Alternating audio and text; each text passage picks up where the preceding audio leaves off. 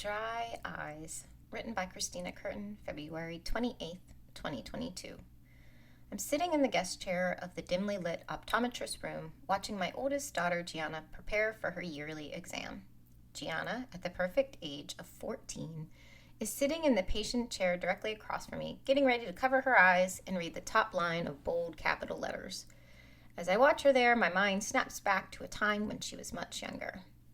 In my mind, I see Gianna as she was almost 10 years ago, dressed in her signature-style leggings with a short jean skirt over top, her thick blonde hair framing her cheeks that still had that little bit of baby chub left in them.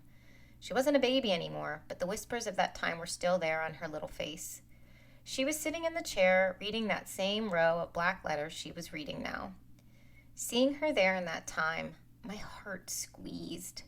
Like her little hand came out from that memory and grabbed my heart like she used to hold on to my finger to fall asleep at night. It wasn't just the memory of her being smaller. What tugged at my heart was the specific memory of her legs. I see Gianna sitting in the chair, her legs splayed out in front of her, unable to bend at the knee. Those legs stuck out, feet dangling just a bit in the air, as she bounced her little silver ballet flat foot, probably a little nervous for her exam. Now, looking at that same girl in the chair, her legs gracefully fold over the structure. Her feet sit comfortably on top of the footrest, like they should, not dangling in the air innocently, looking for some space to rest them on. I see a young woman with legs longer than mine. Where before the exam chair seemed to loom over her, she now sits easily, like Goldilocks, who found the right fit. I wasn't expecting this visual to pop into my mind. I wasn't in any mindset to be sentimental or emotional. Yet I was slapped in the eyes with a flashback of a time when my baby still looked like a baby. And in the middle of that damn exam room, I found my eyes starting to well up with tears as I looked at her. I had to hard swallow my feelings because I didn't want to look like a mad woman. Who cries at an eye exam?